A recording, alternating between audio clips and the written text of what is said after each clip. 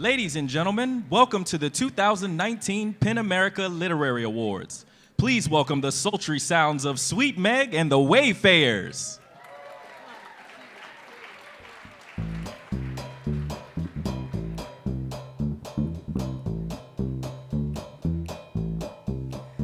There's a man from way uptown, take away your blues. And every time the man comes through, the vipers spread the news. He is known from coast to coast, to every cat alive. Whenever we make a toast to the man who brings a jive. Whenever you're feeling small and don't care for this life at all, light up, baby, and get real talk, 'cause here comes a man with a jive. And now don't sit around on that moaning side and act like you wanna die. Oh, light up, baby, and get real high, 'cause here comes a man with a jive. I know you feel like a millionaire without a dime in your cheek. Although you don't get nowhere, feel like going down to New Orleans. Don't cry 'cause your gal is gone.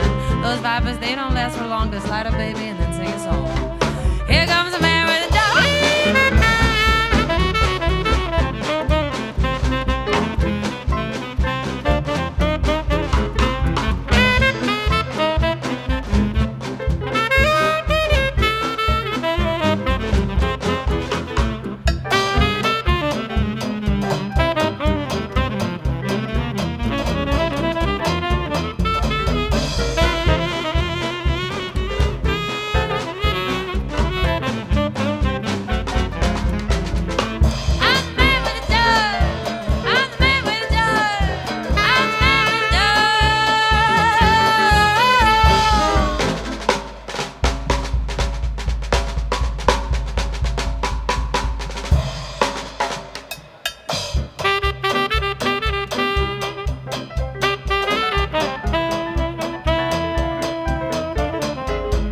Ladies and gentlemen, please welcome the star of the Netflix special, Warn Your Relatives, comedian Hari Kondabolu.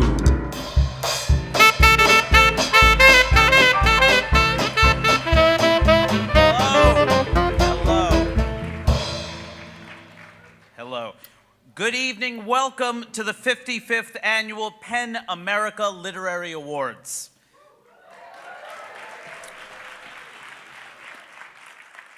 I hope this is all right, but we've decided to go a little old school tonight and do an awards ceremony with a host. That's okay. Tonight we celebrate the most outstanding voices in literature today, from exciting new voices to established masters of the craft. It's an honor to be up here, and as a stand-up comedian, it is extremely legitimizing. No one sees stand-up comedy as a real job. Every time people ask me what I do for a living and I tell them I'm a stand-up comic, they go, "Oh, okay." It's as if I said, "I'm a scarecrow." "Oh, you can do that for a living." No one sees this as art. No one sees stand-up comedy as art, and I know that because people heckle. No one heckles art. No one's heckling a play. You never hear "to be or not to be." To be! The answer's to be. It's never "in fair Verona." Woo! I'm from Verona. This isn't an easy job. And my favorite writer of all time, Kurt Vonnegut, knew that. I heard that before he passed, he wanted to write a novel where the protagonist was a stand-up comedian. So to get it right, he started to go to comedy shows.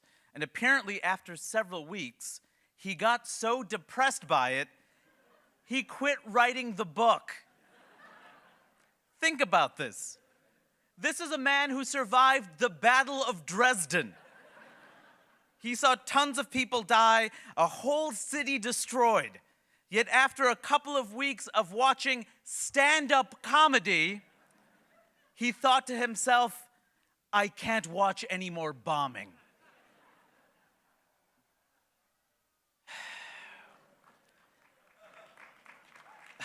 Thanks. Only thing worse than a mixed reaction is mixed applause, which is... So I thank PEN America for trusting me to host this year's show, even though I definitely worried them by noting that the acronym for PEN America Literary Awards is Penal Awards, and I found that quite humorous. For over 50 years, the PEN America Literary Awards have honored literary excellence across a wide range of genres: translation, fiction, poetry, essays, biography, and more. What they don't honor are listicles, tweets, texts, Instagram captions, sects, and memes. This year, however, they are giving out the first ever Emoji of the Year award. Nominees include Eggplant with Peach, Whale Farting, Black Santa, Breastfeeding Lady, Easter Island Statue, Third Place Medal, and Floppy Disk. After the winner is announced, we will begin the burning of books, since the written word will officially be dead. It'll be like Lord of the Flies, and everyone in this room is Piggy. The magic of literature and books is that they transport the reader and inspire them to consider new ideas. Words are powerful, and words have the power to shape the world. Now, before we go any further, I should probably explain a couple of things. For those of you born after 2000 and who were brought here by an adult and are confused by some of our terminology, let me explain. A book is essentially a very long Twitter thread that historically has been printed, where people spend more than 15 seconds in what they will write before they share it with the world. A person called an editor helps them make sure what they write makes sense and isn't something that may embarrass them moments later and perhaps for the rest of their lives. Also, a person is a sentient being made of flesh and blood that lives outside a cell phone or video game.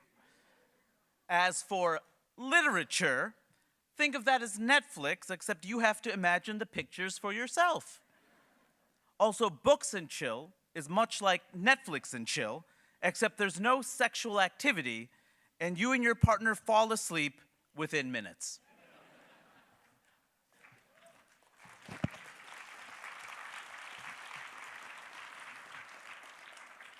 We have some incredible people in the room tonight. Lorne Michaels is here, Diane Sawyer, Matthew Broderick, Steve Martin, and for those of you who read, Alexander Chee, Mira Jacob, and Zadie Smith, amongst many others. I was told of these incredible guests yesterday, which means what I once thought was a quick cash grab hosting some book ceremony has turned into something of great consequence. This sucks. I thought this was going to be the easiest $35 I've ever made. Tonight, we are a community celebrating the best of the best. Writers celebrating writers, peers recognizing peers, artists uplifting artists. And in that spirit, the PEN America Literary Awards program will confer 22 distinct awards, fellowships, grants, and prizes of more than $370,000 to this year's exemplary storytellers whose work embodies originality, style, depth, and meaning. One book that isn't winning anything, however, is Green Book, since it is not winning anything since it is a movie. Also, if it was a book, it still wouldn't win anything since PEN America eliminated its Rudyard Kipling White Man's Burden Award.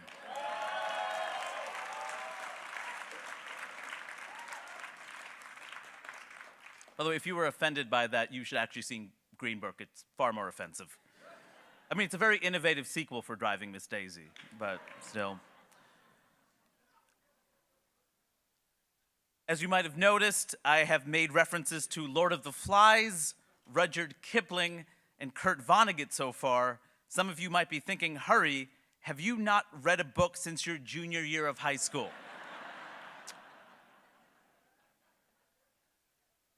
Moving along,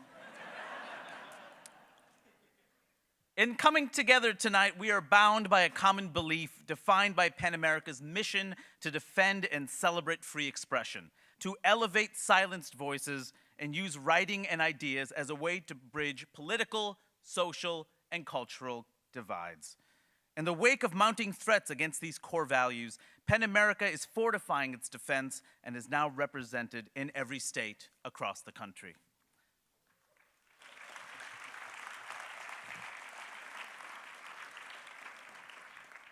Through the efforts of more than 7,000 members and countless supporters, they continue to fight the good fight, opposing the travel ban, defending protest rights, and advocating against book bans and censorship in US prisons. They've also been at the forefront, leading the efforts to free imprisoned writers like journalist Patrice Nanine in Cameroon, novelist Ahmed Naji in Egypt, and poet Liu Xia in China. PEN America also continues its campaign to demand accountability for the brutal murder of journalist Jamal Khashoggi. Just a few months ago, PEN America filed a lawsuit, PEN America v. Trump. They are asking the court to stop the president from using the power of the office to retaliate and threaten journalists.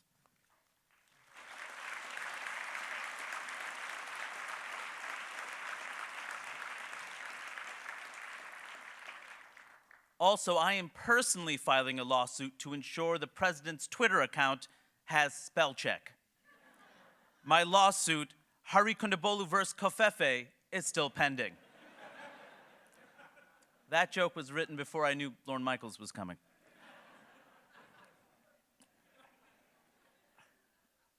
But tonight, let's focus on you, the extraordinary literary community. The collective power of the writers and readers who are in this room is what defines PEN America.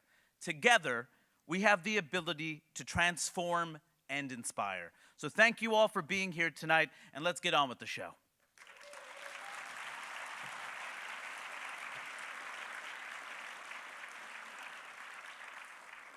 Please welcome to the stage anchor and executive producer of NPR's Latino USA and founder of the Futuro Media Group, Maria Hinojosa.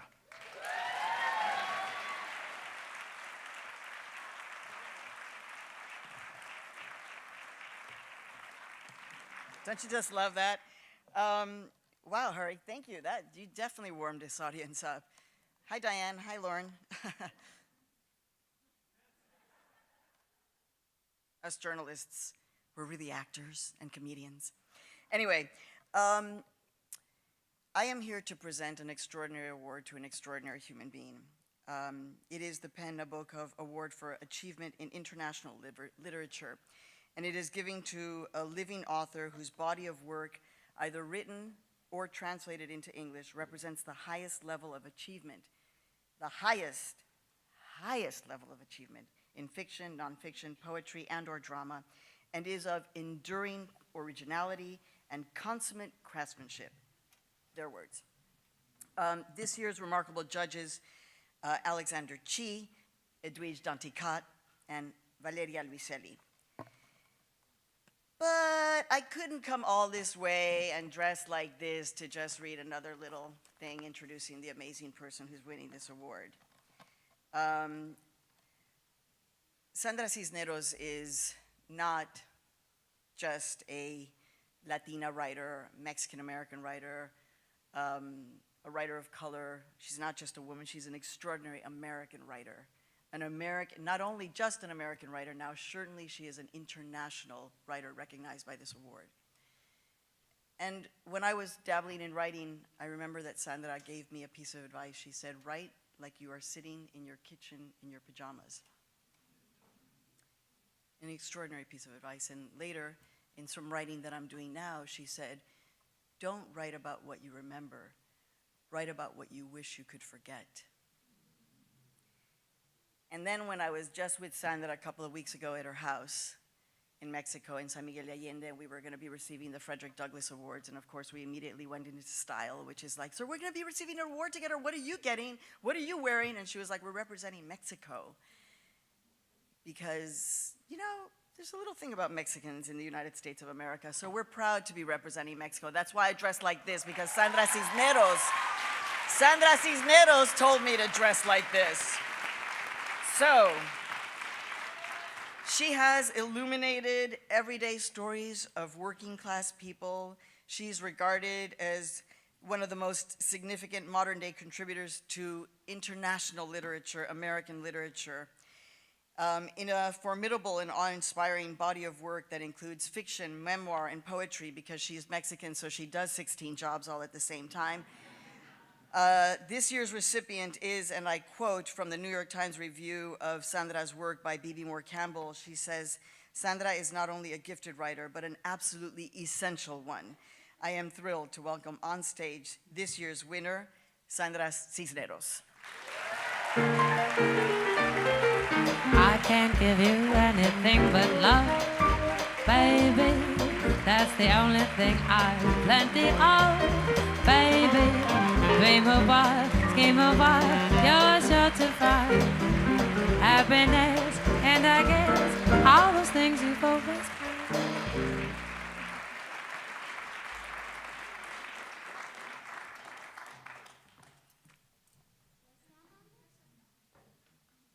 That better? Is that better? Oh, okay. All right. Gracias. Muchos thank yous. Buenas noches.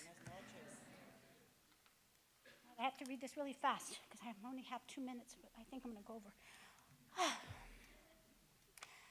I dedicate this award to the poets, our prophets in this era of lies, and to the truth seekers, the journalists and writers who brave censorship, dismissal, defamation, detention, torture, death, for they are our light in the time of darkness. I dedicate this award to the word workers, the editors, publishers, proofreaders, publicists, literary agents, wordsmiths who believe in the alleluia of the book, all praise for their labor. I dedicate this award to my translators and publishers in Spain, China, Russia, Thailand, Egypt, Japan, Iran, France, Italy, Romania, Croatia, Denmark, Germany, Korea, Holland, Norway, Slovenia, Serbia, Turkey, Sweden, Greece, with my gratitude for launching my books, a note in a bottle, a message tossed to the world. I dedicate this award especially to the librarians and booksellers,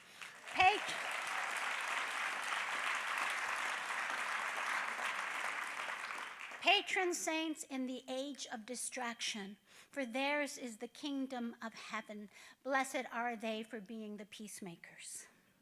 I dedicate this award to my 6th grade teacher at St. Aloysius in Chicago, whose name I cannot remember, whose kindness I cannot forget, the first educator who made me feel I was loved, whose love taught me to love myself. I dedicate this award to the Chicana literary critics Norma Alarcón, Diana Rebolledo, Sonia Saldívar Hall, Maria Herrera Sobek, Iván Yarbrough Bejarano, who risked their careers, their reputations on my behalf and that of my literary hermanas, Gloria Anzaldúa, Cherie Moraga, Elena Virromontes, Denise Chavez, Ana Castillo. I dedicate this award to my spirit teachers, Joy Harjo, Thich Nhat Hanh, Pema Chodron, illuminators of my path.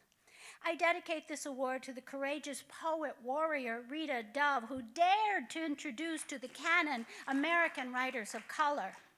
I dedicate this award to my fellow amphibians, the linguistic border crossers across the globe, the tongue tricksters of my generation, the word wizards who see through walls.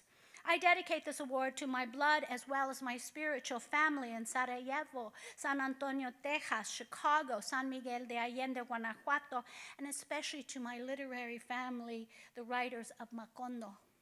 I dedicate this award to my grandmother, Maria Romualdo Felipe Anguiano, and grandfather, Jose Eleuterio Cordero, who emigrated from Loza de Barrera, Guanajuato, to Chicago, and to Jorge Enrique Cisneros, my paternal great-grandfather, an actor, playwright, composer. I dedicate this award to all my ancestors, the Sephardic as well as the Muslim, the Christian as well as the pagan, the indigenous from tribes as far north as the Seri and as far south as the Mayan, and for those whose names and tribes were forgotten, especially the women.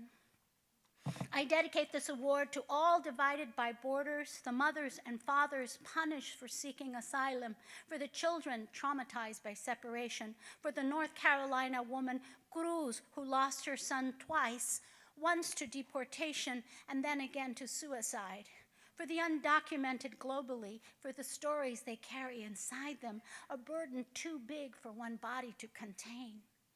I dedicate this award to my mother, Elvira Cordero, whose hunger for art and books and music allowed me to be the artist I am, the artist she wished she could become. I dedicate this award to my immigrant father, whose longing for home taught us to love and know our own story. I dedicate this award to my nieces and nephews who know who they are, who honor their ancestors and are proud to say they are Mexican. I dedicate this award to Penn for recognizing me as an international writer, a writer of America as well as Las Americas. I dedicate this award to the judges, for it is a privilege to be linked to their names. I dedicate this award to my literary mothers and fathers, Gwendolyn Brooks, Duds Turkle, Eduardo Galeano, Elena Poniatowska, who taught and continue to teach me about serving those whom history forgets. I dedicate this award to the poet Ambar Paz, whose poem Dedicatorias inspired this dedication. I dedicate this award to the women writers whose best books were written after the age of 65, who motivate me to look forward instead of back. I dedicate this award to my editor at Alfred A. Knopf, Robin Desser, for radiating faith, light, love, and allowing me to do the same. I dedicate this award to Stuart Bernstein, my literary agent of 2 months, whose gentle, loving spirit gives me wings. I dedicate this award especially to my literary agent of 30 years, Susan Bergholz, who opened the doors for so many writers like me to get published, who planted the seed for the curriculum to reflect the real United States, who has altered for the better the lives of so many individuals she will never know, but especially and most deeply for altering my life. I dedicate this award to all who know writing is a spiritual act, who have faith writing can transform the lives of others, who have been resurrected by writing, who are transforming and resurrecting the world with their words. Thank you.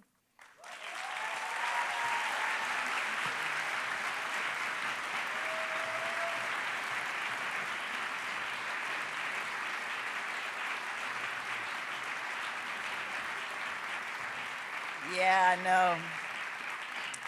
And I got to spend a whole couple of days with her and wake up with her. It was too much fun. The Penn Galbreath Award for Nonfiction is given to an author of a distinguished book of general nonfiction that illuminates important issues. On behalf of our judges, Nana Amandankwa, Mackenzie Funk, Sarita McFadden, Christina Sharp, and Linda Villarrosa, the book should possess the qualities of intellectual rigor and importance. The finalists are Carol Anderson, Shane Bauer, Eliza Griswold, Danya Mikhael, Bernice Young. And the Penn John Kenneth Galbraith Award for Nonfiction goes to Bernice Young. And Bernice is not able to be with us this evening, so I'll accept the award on her behalf. Have a wonderful evening. Thank you.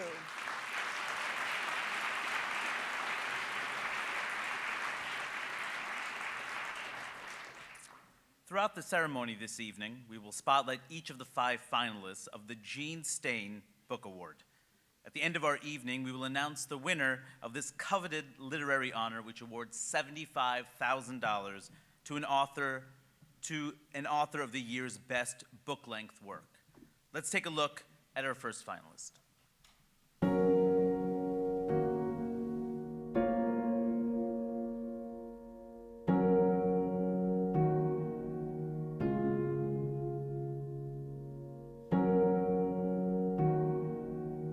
We're all better off for poems in our lives. It doesn't matter if you work at a grocery store or you work at a storage unit or, whatever it is that you do for a living, shouldn't mean that you don't have access to picking up a book of poems and being changed by it.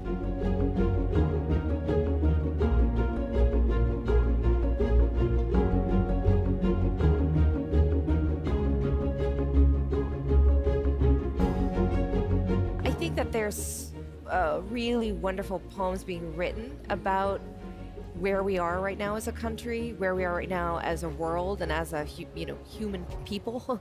I feel like for me it's been a place to go to sort of not just figure out things but question things deeper. I always think that poetry is not a place for answers but a place for questions, and I feel like the questions have gotten bigger and deeper, and so the poems have gotten better.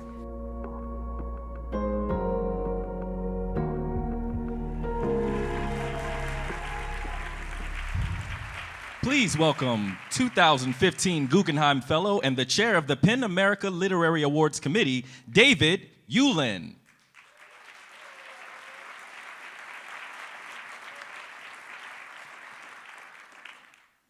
Greetings from California. There are few things that would draw me to the East Coast from Los Angeles in February. But I am delighted to present these two awards for translation on the day that the House of Representatives has voted to block the border emergency declaration.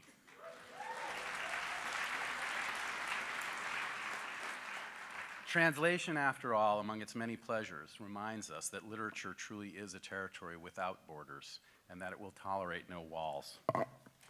The first award I'm going to present is the Penn Award for Poetry and Translation, and let me first thank our judges, Sinan Antoon, Ava Kruschel, Peter Filkins, and Katrine Ugard-Jensen. My pages here. This year's finalists bring us master poets and emerging talents from Morocco, Argentina, Poland, Albania, and Belgium. And the finalists are Emma Ramadan, Lisa Rose Bradford, Karen Kavuchik, Ani Giku, and Richard Seaberth.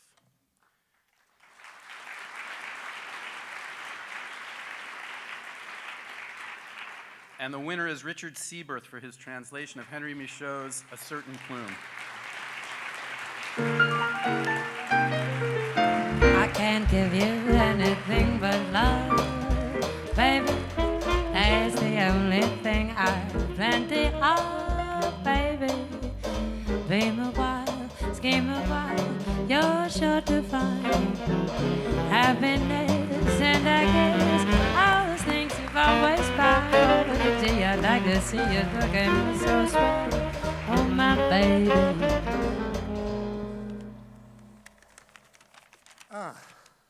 So my thanks to PEN America and to the judges of the PEN Poetry and Translation Prize, and above all, my thanks to Edwin Frank, the guiding light behind NYRB Classics and NYRB Poets, to whom I actually dedicated this book in friendship and admiration. Plume, the hero of this volume of prose poems by Henri Michaud, or rather, A Certain Plume, as he's called in this first 1930 edition, takes his French moniker from feather, or pen, or more precisely, quill. So it's more than appropriate that this Monsieur Plume should have received this PEN Prize for Poetry and Translation. The International PEN, or should we say Plume, Club was founded in London in 1921. Its original initials, PEN, separated by periods, stood for poets, essayists, and novelists. Its current acronym, Penn, sans periods, has now acquired further internal redoublings and alliterations, for it now stands, according to Wikipedia, for poets, playwrights, P, editors, essayists, E, and novelists, N, to which should probably be added a further category that we've just had in N for non-fictionalists. Of course, totally absent from the Penn acronym remains the letter T for translators or traitors, whose addition would provide us with the far more preferable Pent International, or perhaps Repent America, or in the even sexier Italian, the Pentimento Club, a perfect club for translations, for translators, those masters of revisionary regret. Thanks again. After nearly 20 years, this is my second Penn Prize in the translation category. Back in 2000, I received it for my edition of Gérard de Nerval, and tonight it's Monsieur Plume's turn. There's even a poem in this book where, in memory of Michaud's participation in the 1936 Penn Club Congress in Buenos Aires, Plume is the, quote, guest of honor at the Bren Club. The Bren being a light machine gun invented in England in the early 30s, presumably for the assassination of poets.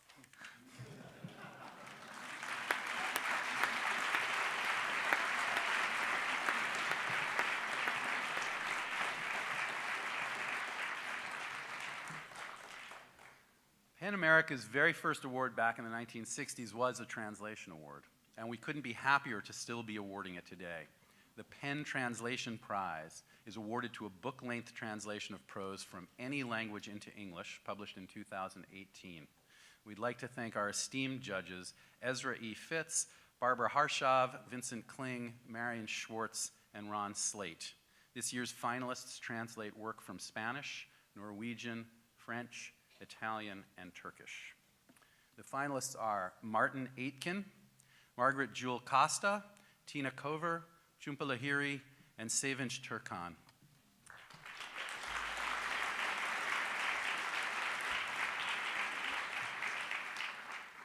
And the winner is Martin Aitken for his translation of Love.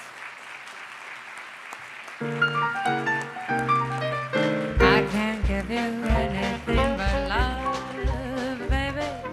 That's the only thing I've plenty of, baby. Dream of us, keep my voice, and soon you will find for every nest I give.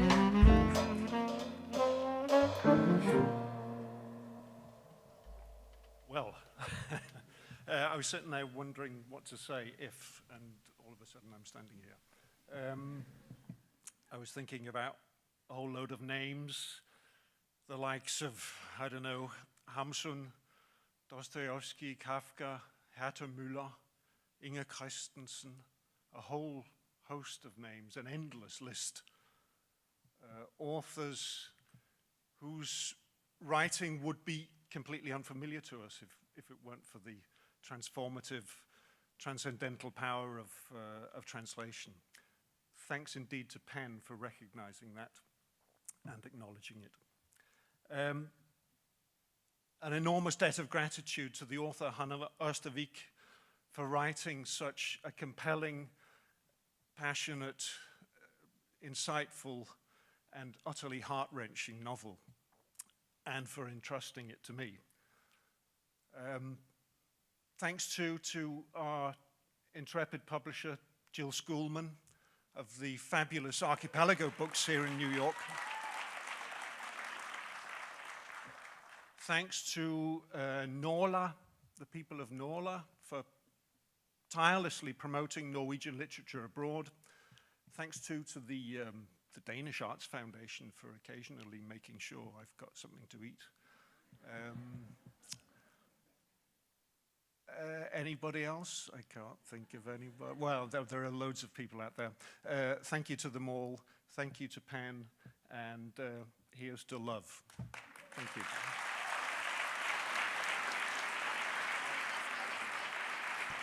Ladies and gentlemen, please welcome Brooklyn Poet Laureate, teacher, and editor, Tina Chang.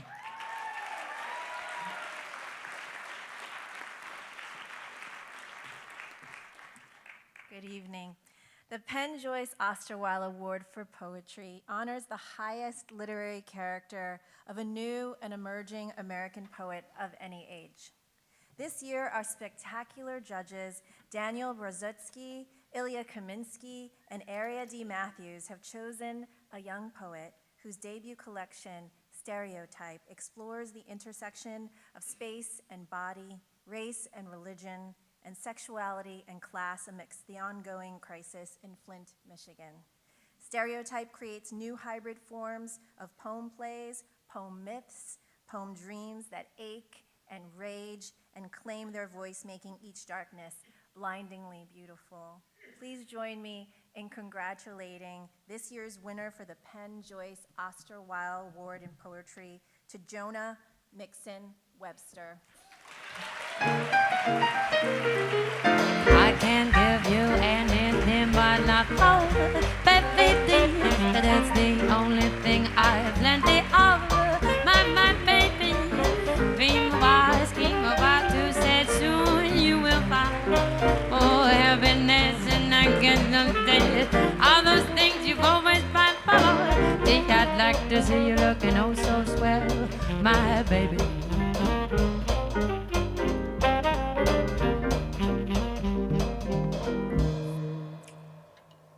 My very first book of poetry.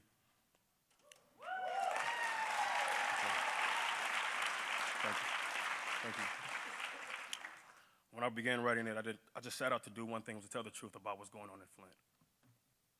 Today, it has been over 1,600 days since we've had clean drinking water.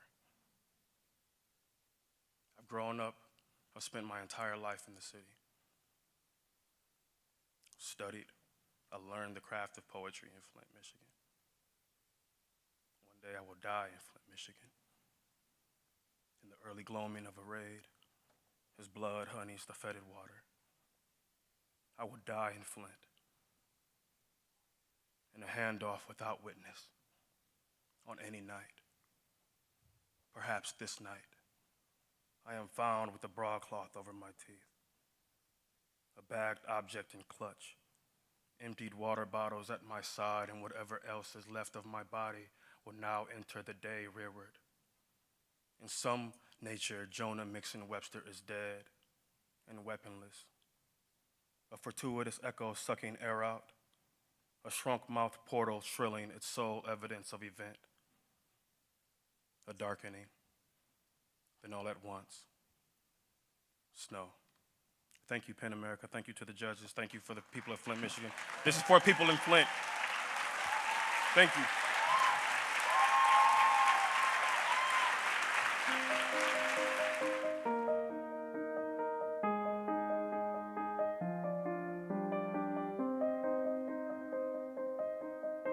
If I don't say someone's black in a story, their default is to white.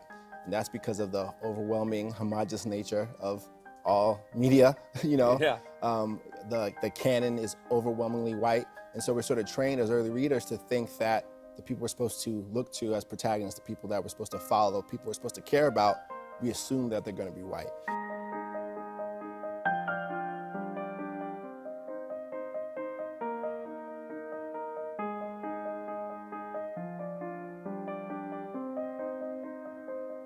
Emmanuel rolled out of bed and brushed his teeth.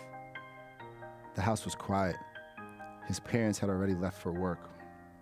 That morning, like every morning, the first decision he made regarded his blackness. His skin was a deep, constant brown. In public, when people could actually see him, it was impossible to get his blackness down anywhere near a 1.5.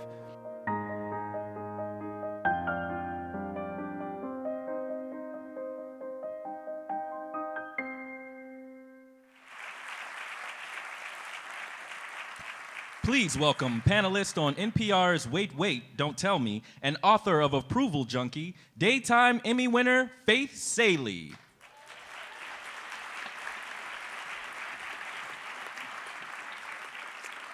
The Penn Espn Award for Literary Sports Writing celebrates a nonfiction sports author of the strongest biographical and investigative character. This is also my time to celebrate the very few sports metaphors which I properly deploy. I'm the type of person who's taught my children that we call the middle of the NFL game their father is watching the intermission. Our judges, Chris Batchelder, Rafi Cohen, and Carvel Wallace, chose 5 exceptional finalists, writers who step up to the plate, knock it out of the park, and break a leg. No? Those finalists are Howard Bryant, Jane Levy, Rowan Ricardo Phillips, David Roberts, Albert Samaha.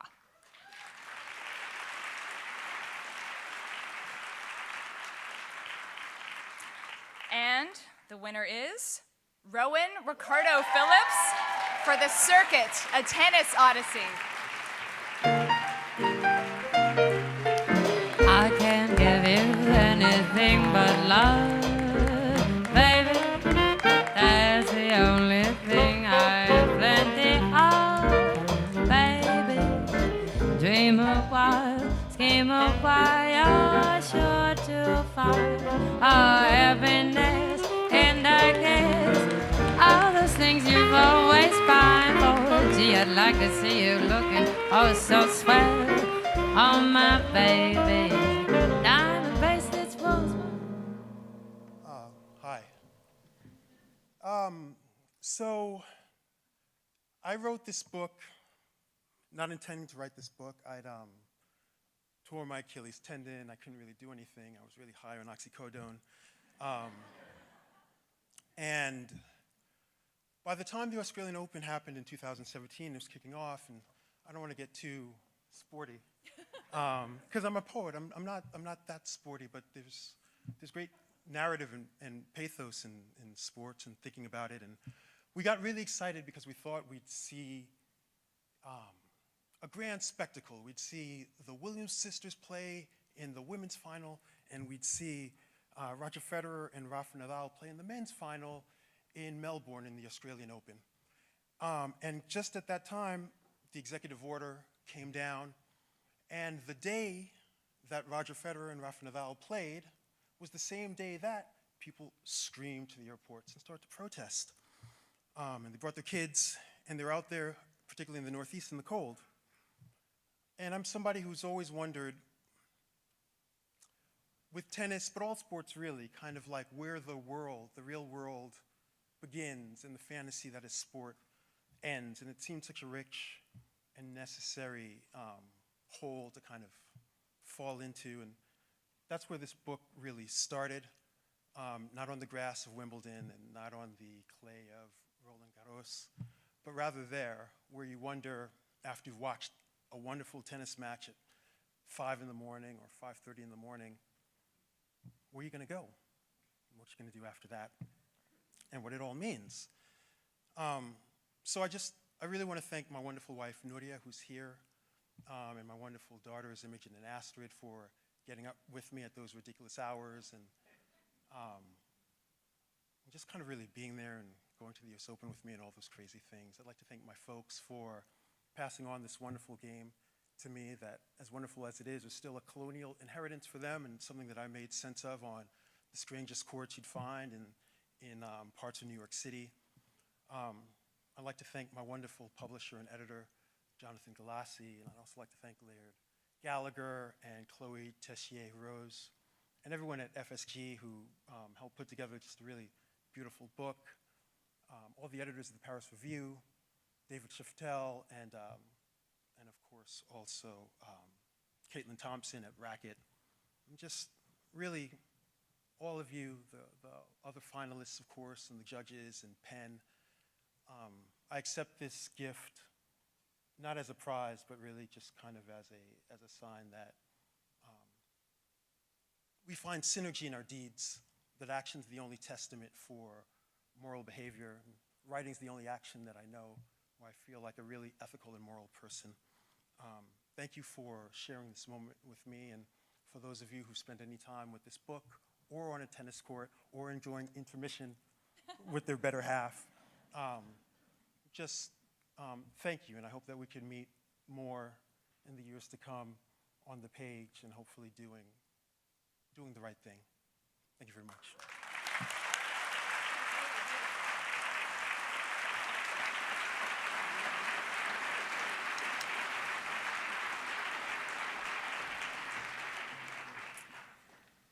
This is going to shock you, but for decades, the world of sports writing didn't make room for women. Women who report, write, and comment on their favorite game. Women writers were riding the bench, am I right? I don't know, is this the room for my sports metaphor jokes? I'm not sure. This year's recipient for the Penn ESPN Lifetime Achievement Award for Literary Sports Writing recognizes an NBA reporting legend and the first female sports writer to receive this lifetime honor for the high literary quality of work and her exemplary use of the oral tradition. Please welcome to the stage this year's winner, a lady who shoots and scores on the page, whose words are all net, Jackie Mac McMullen.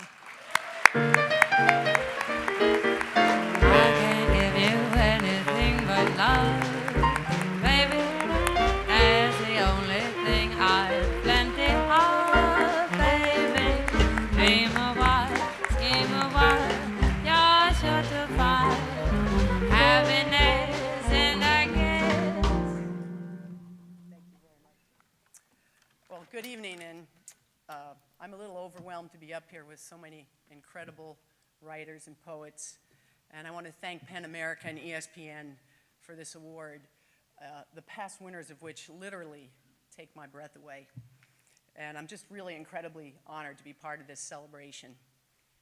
I was 21 years old when I was hired by the Boston Globe, completely oblivious to the fact that I was about to be immersed in a newsroom so skillfully run by Vince Doria and Don Squire.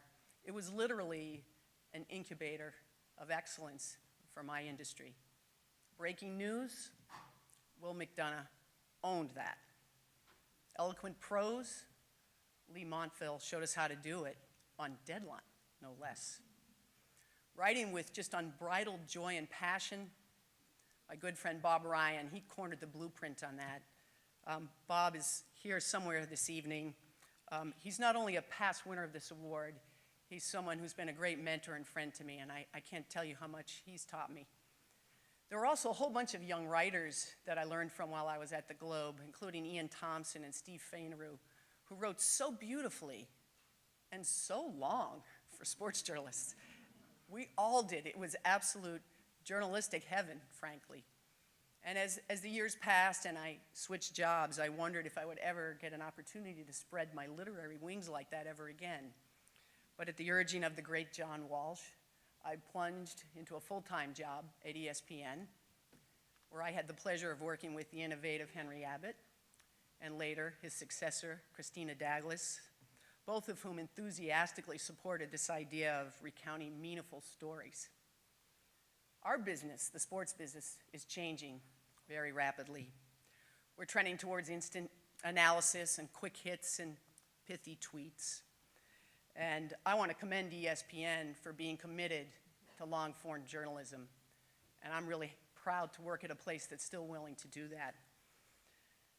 As you can imagine, working with a sports writer on deadline has its trying moments. So I want to thank my husband, Michael, and my children, Allison and Douglas, for all those unexpected deadlines, those torturous rewrites, and the two words in our home we've all come to dread, which is, another book? I love you guys very much. My sister Susie's here also. and I love her as well. There's so many colleagues and good friends that are here tonight that I would like to single out, but I'm trying really hard to stay till 2 minutes, so just know that you mean the world to me. For the past 2 decades, I've spent a great deal of time on television. It's a medium that is incredibly powerful and a bit intoxicating for sure. But as my career begins to wind down, the one thing that I always hoped was that I would remember first and foremost as a writer. And thanks to these Penn judges and every single one of you in this room, my dream has come true. Thank you.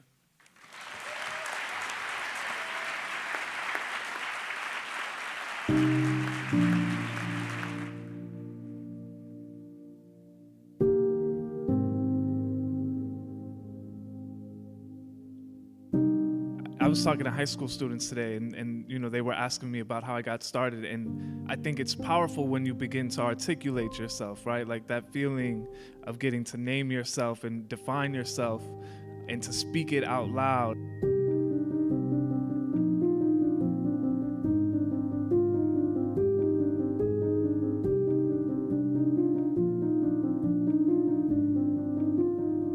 I call that sociology, but that's just a Chicano in me who should not be confused with the diversity in me, or the Mexicano in me who is constantly fighting with the upwardly mobile in me, who is good friends with the Mexican American in me, who the colleges love, but only on brochures.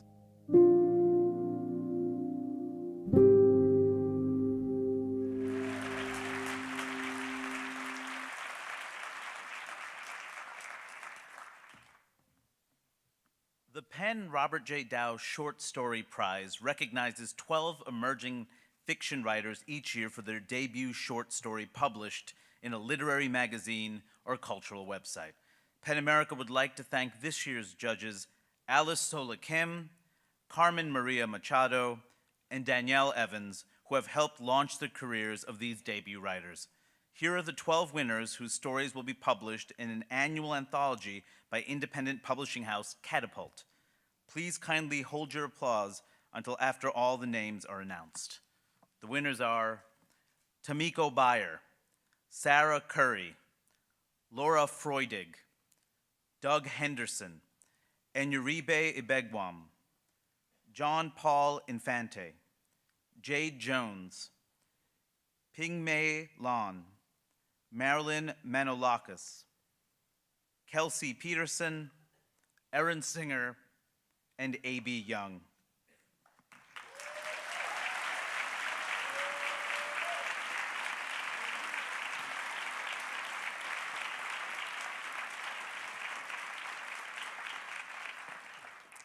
The Penn Bellwether Prize for Socially Engaged Fiction promotes fiction that addresses issues of social justice. Established in 2000 by Barbara Kingsolver, the award is given to a previously unpublished novel that exemplifies the links between politics, culture, and how we relate to each other. The winner receives a cash prize and a publishing contract with Algonquin. Along with Barbara Kingsolver, the winning novel is chosen by Algonquin editor Kathy Porres and author Hillary Jordan. Please join me in recognizing this year's winner with a big round of applause, Catherine Siegelman for If You Knew.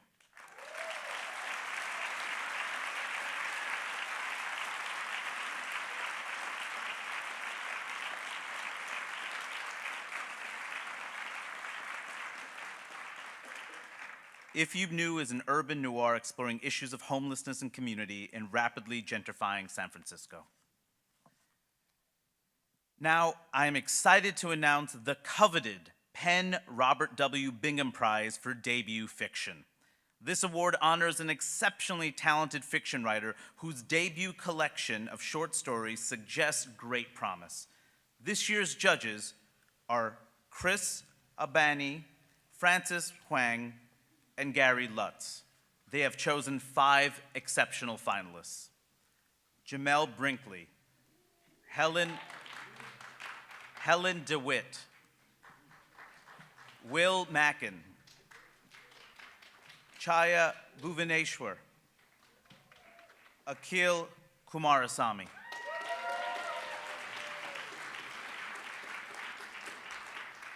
Before I announce the winner, I just want to say, Chaya and Akil, I'm pretty sure I got this gig to say your names.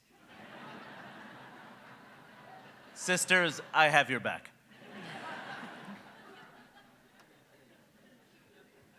And the winner is Will Mackin for Bring Out the Dog Stories. I can give you anything but love, baby. That's the only thing I've plenty of, baby. Dream a while, scheme a while, you're sure to find happiness, and I guess all those things you always find. Wow. All right.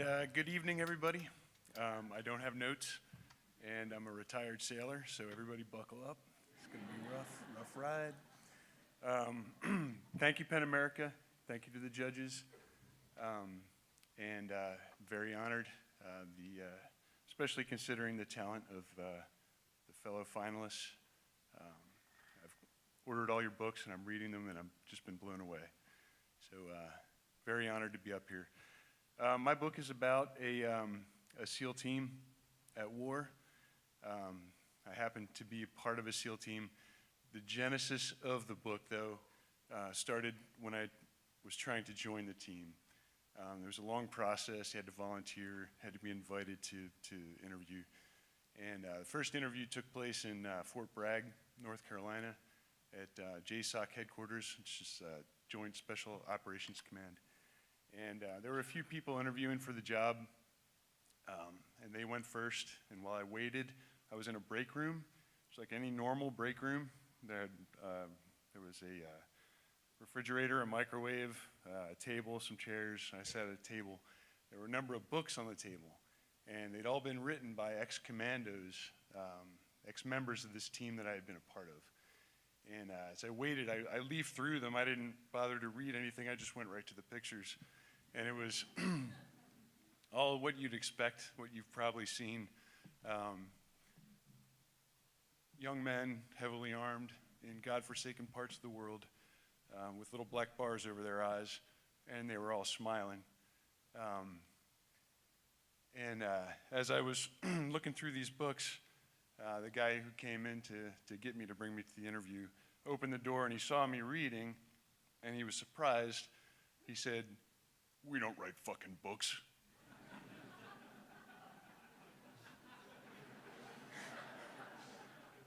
And right then I knew I had to write a fucking book.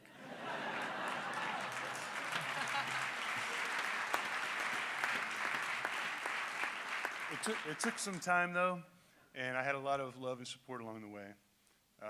First and foremost, I want to thank my mom, who's here tonight. I want to thank my wife, Elena, my son, Eli, my daughter, Sarah. I want to thank my editor, Andy Ward, who's up in the cheap seats somewhere. My agent, Esther Newberg, good friend, George Saunders, and Deborah Treisman. Thank you.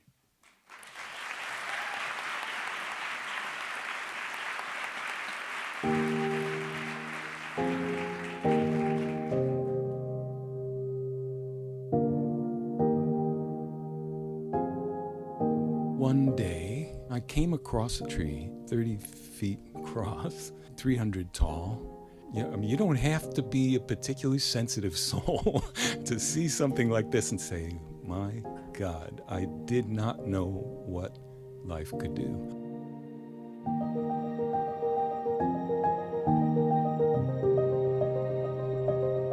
If you look at American fiction as recently as the 19th century, all of these stories are about this precarious relationship between us and not us. The book sets itself as a story of, saving the trees. But there is a kind of inversion by the end of the book where it becomes clear that really this is a story about saving us.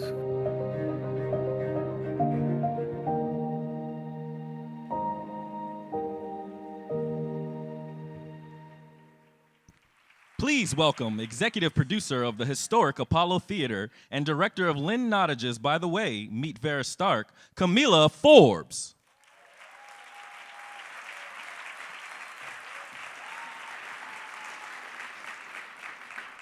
So this year, PEN America is thrilled to honor the Penn Laura Pels International Foundation for Theater Award to a mid-career playwright with such a prolific output of work.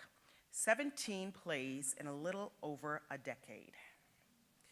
A Native American playwright and choreographer from the Sikangu Lakota tribe, she bridges divergent communities' histories, languages, and culture, employing dance, song, myth, and history. Our judges, Craig Lucas, Jacob Padron, and Condola Rashad, are thrilled to confer this award to Larissa Fasthorse.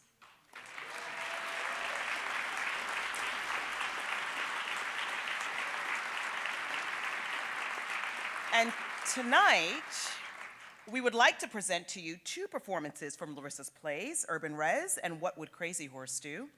Urban Res is an immersive piece created from the years of engagement with an indigenous people from and in the Los Angeles basin. In this scene, a Native teen, Haley, runs a booth titled Appreciation or Appropriation, where she educates passersby on the difference. And in What Would Crazy Horse Do, their twin siblings, Journey and Calvin, have become the last two of their tribe after the passing of their grandfather. After being mistakenly arrested by federal agents, Calvin realizes that there's nothing left for them to fight for.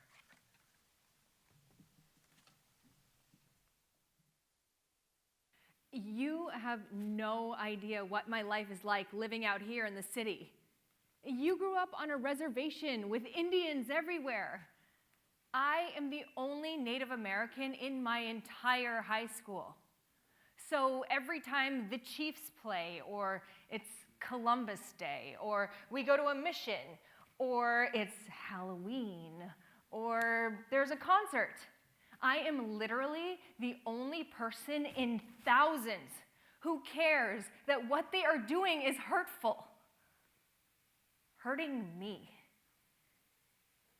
I once saw this girl at a powwow from a school we play all the time. I didn't know she was Native. I went up to her, and she told me that no one knows. At school, they all assume she's Mexican, and she decided it was easier to learn Spanish than be alone. I swore that I would never be that girl. When I leave my school, everyone will know that a Native American went there, and she made people think. Let's start right now with an easy one. Feather headdresses. No. Unless you earned every feather through proper ceremonies, you may never, ever wear a headdress. Like this. Or this. Or Pharrell. Or Gwen Stefani. Yeah. Or these Boy Scouts. And if you are hosting a concert or music festival, you can ban them. Just like they did at Osheaga and Bass Coast Festival and lots of other Canadian music festivals. People still come. The music still sounds the same. But no one has to suffer the trauma of appropriating something sacred to another culture because you want it. Here are some examples of feather accessories made by Native American artists that you can buy and wear because they are art, not culture. Buying from Native artists, that's appreciation of art from a specific culture and keeps those cultural arts alive so they can pass them on to the next generation. Now you know, and you can all do better. Pinamia.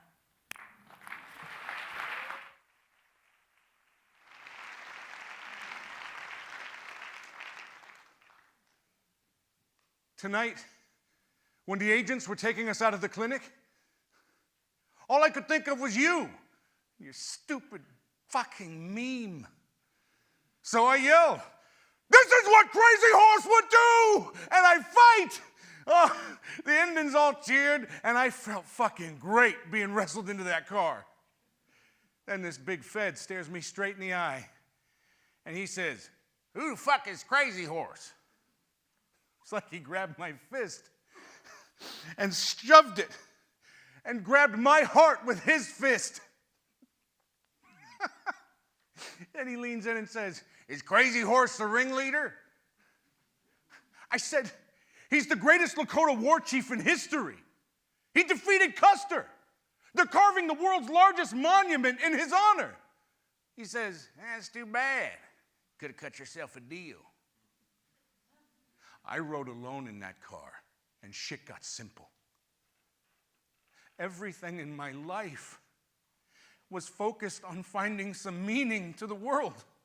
And I thought you screwed it up by going crazy. But in that car, I realized all our lives we've been fighting against an enemy that doesn't even know we exist. We've already been mowed down and forgotten. We're mulch. We lost before we were even born. I swore to myself that if I ever got back to you, I'd never let go again. So we do it tonight. On our terms. Together forever. Womb to tomb.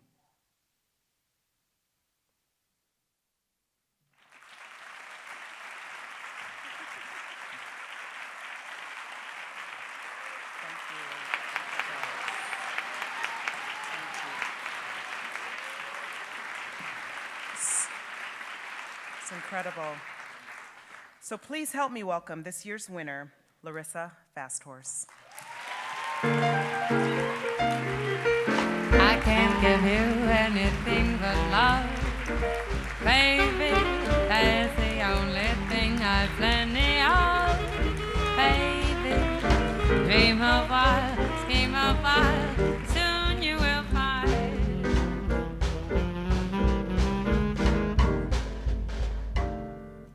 All right. Oh my gosh, the stress is over. I didn't fall. Yay. I've been like freaking out for the past hour. First off, thank you to my wonderful actors, both Indigenous actors who live here in New York City. I'm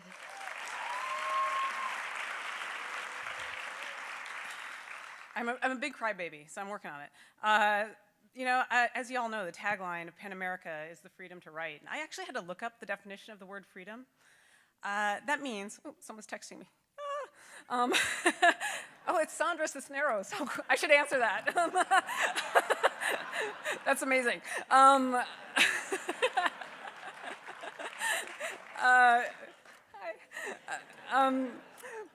Freedom. Freedom, the definition is the power to act, write, speak, or think as one wants without hindrance or restraint. As I was thinking about tonight, I realized how many freedoms I've been given so that I can stand here and accept this amazing award. For me, freedom means having parents, Edmund and Rhoda Bear, they're watching on live stream, who believed in my dreams without question. It means my partner, Ed Hogan, sometimes sacrificing his own art to free me to pursue opportunities. It means my agent, Jonathan Mills, encouraging me to have the freedom to say no more than yes, to be sure that I could be the kind of artist I wanted to be. It also means having artistic directors commission me, a completely untrained, self-taught Native American woman, to write plays long before the phrase diversity, equity, and inclusion existed in our field. It means having directors and dramaturgs that believed in my voice so strongly that I never feared it being hindered or restrained. It means actors who give their whole selves to create living characters, and so many audience members who come to my work and let it challenge them and change them. However, one of the biggest freedoms that I have is being a member of the Sechangu Lakota Nation. That's a sovereign nation within the borders of the United States of America. That is a freedom that gives me dual citizenship and legal promises from the American government. But many of the original people of this continent do not have that same freedom. They're fighting to have a federal classification of extinct removed so that they can legally be free to exist. I will say that again. The government has told them that legally these people do not exist. I know we're here to celebrate, and I am so grateful to PEN America for this award, and to the judges, Jacob Padron, Condola Rashad, and Craig Lucas, who has a special place in my heart for so many reasons, the least of which is his writing. But in celebrating all of us who do have the freedom to act, speak, or think without hindrance, I encourage us to remember that many people right here in America, the original people of America, do not share those same freedoms. Let's all use our freedoms to help fight for theirs. Wopila.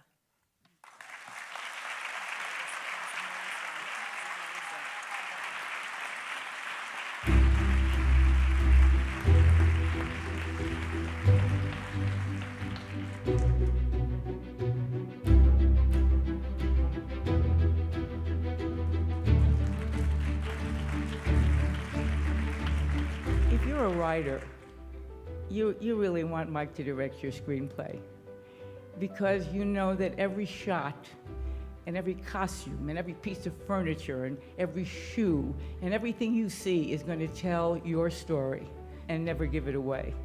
When we opened up the night, you know, everybody's obviously tense because it is opening night. Mike was there and he was being jocular, and he says, look, it's fun. You know where you are. You know where your positions are. You know who your characters are. You're in safe territory. Just relax, go out there and have a good time. And just remember, everything depends on tonight. No one else can do what he does. You don't even know that he's the director. It's like the director didn't show up, but this really smart guy came on that day and tells you what to do, and everyone says, oh my God, this is good. Mike has chosen to do things that are really meaningful and that have real impact and real relevance, but he makes them so entertaining and exciting that they're as much fun as if they were trash. He holds the distinction of being one of the very few people ever to score the Grand Slam of Entertainment Awards. An Oscar, 4 Emmys, 8 Tonys, and a Grammy. An audience is expecting something.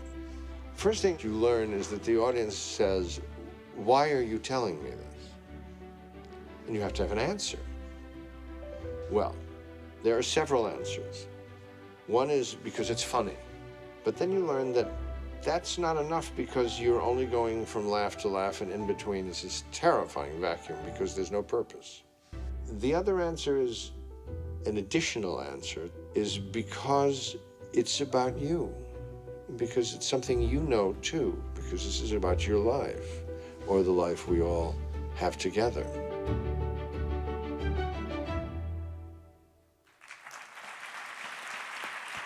Please welcome to the stage two-time Tony winner, Matthew Broderick.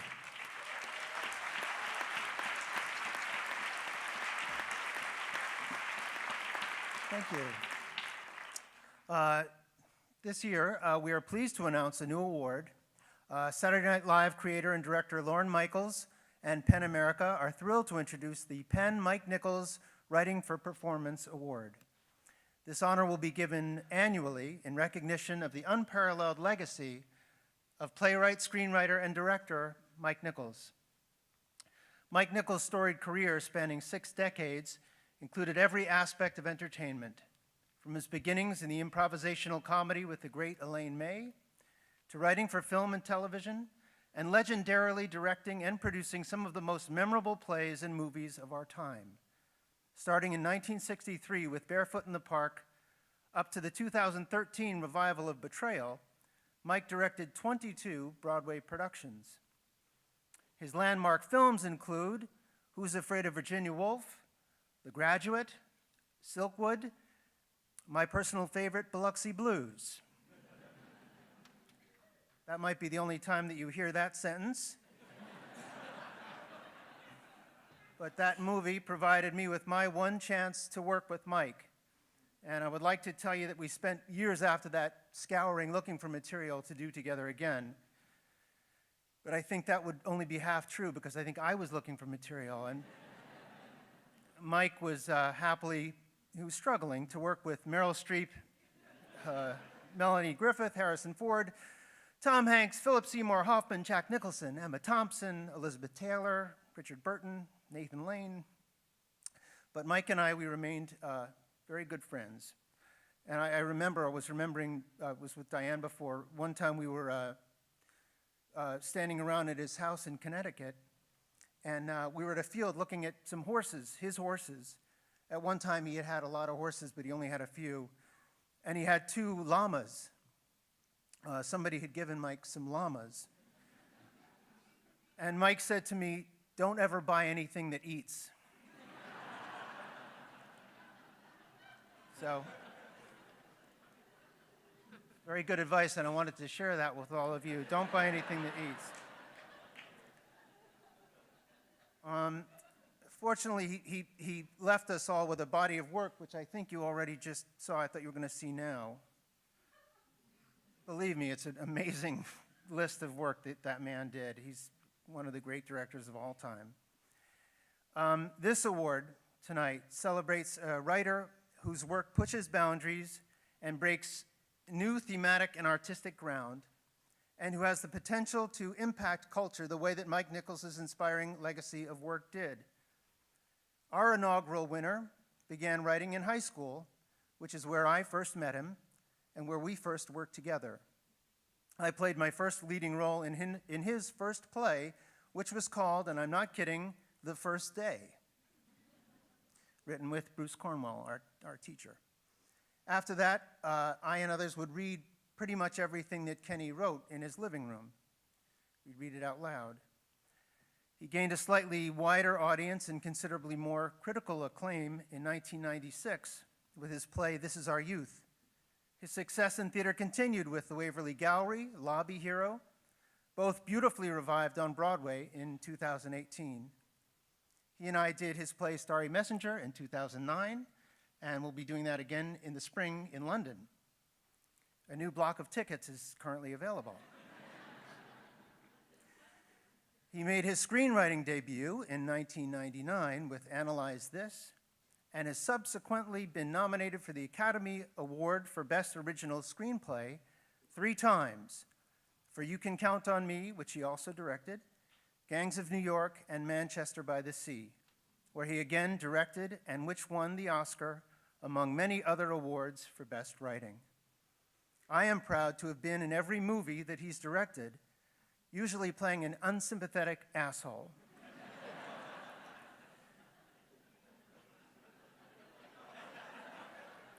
Which is a lot of fun, and it's challenging, because I'm not like that in real life. Right, Kenny? I always thought of Mike as a sort of a teacher. Being around him, I always felt I might learn something about plays, movies, about life.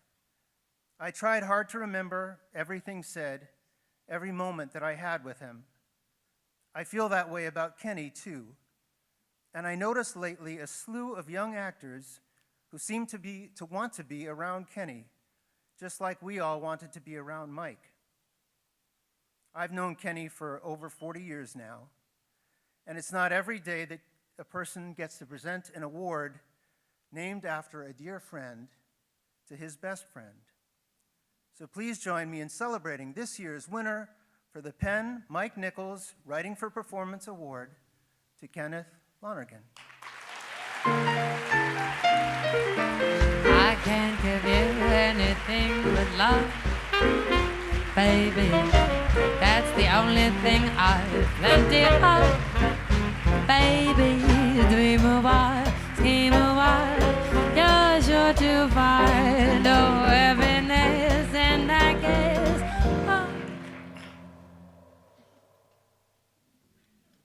Well, I started out this evening feeling quite overwhelmed, and now I feel much more overwhelmed. I just want to thank Penn America very much for bestowing this somewhat intimidating honor on me, and thank Lauren and Brian and Meryl for thinking of me for it. The one thing that struck me thinking about what to say when I came here was how this room and this organization is really about the writer as a bold, important voice. And this organization as a kind of a vanguard in the world that takes not just the creative work of the writer, but the aspect of writing which is attached to human rights and freedom of thought and political action and advocacy and human rights all over the world, and really does something about it. The world where I do most of my work, in the theater and in show business, the writer doesn't really have that. In the movie business, the writer doesn't have that role. The actors are in the front, and the writer is kind of a contemplative, craven figure sitting in the back, complaining into the computer or onto the page, and then having other more dynamic, more courageous, more front-footed people taking the words and turning it into action. So it's a particular honor to be honored by an organization like this and to be in a room like this. There's a couple of interesting differences about screenwriting and playwriting, if you just indulge me for a moment, that I was thinking about on my way here and over the last few weeks. One is that the novelist and the journalist and the poet and the essayist famously, there's no gap. There's no intermediary between the writer and the reader and the writer and the audience. With a playwright and a screenwriter or director, you have a couple of levels. You only write for the characters, and the characters are only embodied by the actors. So you're able to hide behind a kind of a veil, or the outlet of what you're writing about is transformed by the your imagination going into a character, and the actor's imagination taking that over. If you haven't directed your own work, that's the director's imagination as well. It can be somewhat humbling being a screenwriter or a playwright and the fun of it is that all these other people contribute to the fantasy which you created originally, but it becomes theirs as much as it ever was yours. And that's kind of the fun of being a playwright or a screenwriter or a film director. Another interesting thing about it is that you can't directly solve your expositional problems. If you're a novelist, you can say at any point you want, I imagine I'm not a novelist, but you can say the South is coming down around the South was coming down around their ears. You can't have a character walk into the room and say, gee, Bill, the South is coming down around our ears, what will we do? You have to kind of think of a way around it. And I'm aware that those challenges exist in the novel as well, but it's kind of one of the fun things about playwriting and screenwriting is to play around with how you convey information when you have no narration, you have no direct address. Of course, there is something is rotten in the state of Denmark, which is actually quite a good line. So maybe I'm wrong.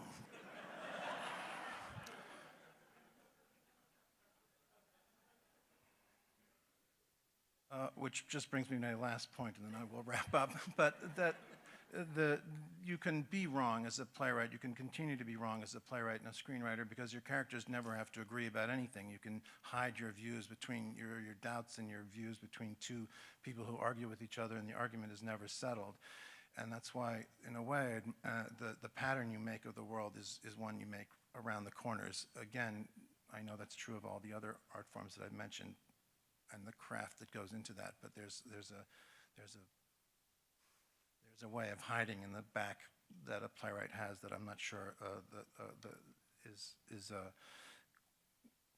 at the disposal of a novelist, a poet, a journalist, or an essayist.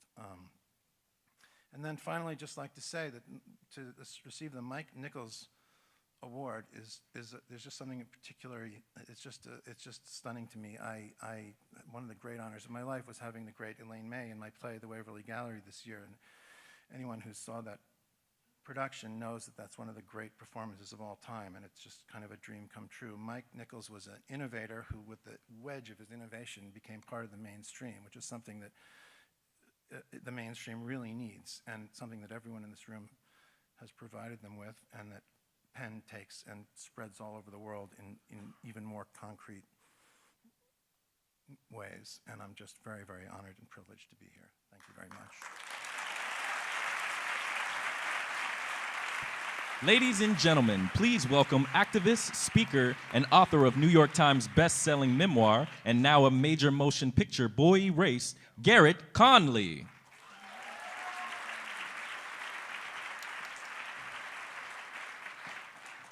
Wow, this is crazy. The Penn Diamonstein-Spielvogel Award for the Art of the Essay honors a book of essays published in 2018 that exemplifies the rigor and beauty of the essay form. On behalf of my fellow judges, Paul Reyes and Aisha Sabatini-Sloan, I'm honored to present the finalists whose work this year is highly original, each with striking subject matter, aesthetic vision, and high cultural value. And the nominees are Jabari Asim, Alexander Chi, Brian Phillips, Zadie Smith, and Michelle T. I'm going to try not to gay gasp. Okay. Michelle T.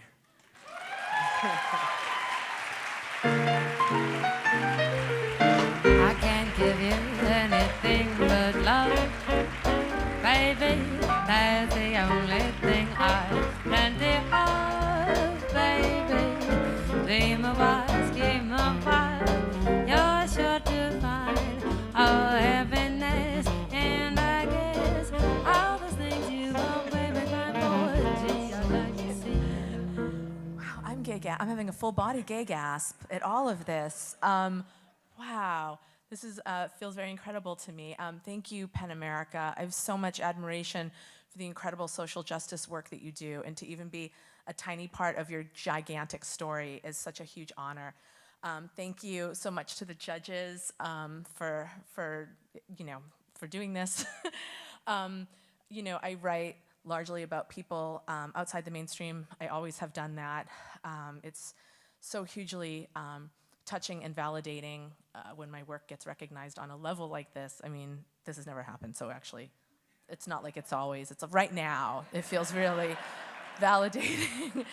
I want to thank my team at the Feminist Press, who are incredible. Lauren Hook, Jizu, Lucia, Jamia Wilson. They're such a fantastic press, and it's an honor and it's inspiring to work with them. I want to thank the people who inspired me to write the pieces in Against Memoir. The Hags, the lesbian street gang from San Francisco, many of whom have passed away. Stacy Quijas, Fiverr, Johanna. People who let me write their stories. Kelly Beardsley, Johnny Ray, Valerie Solanas. She didn't let me, but I did it. Jodi Caravaglia.